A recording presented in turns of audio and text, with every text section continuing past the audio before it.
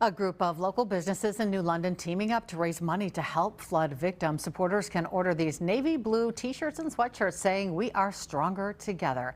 100% of the profits going to the Chamber's New London Flood Relief Fund, used to help affected residents and businesses get back on their feet once water recedes.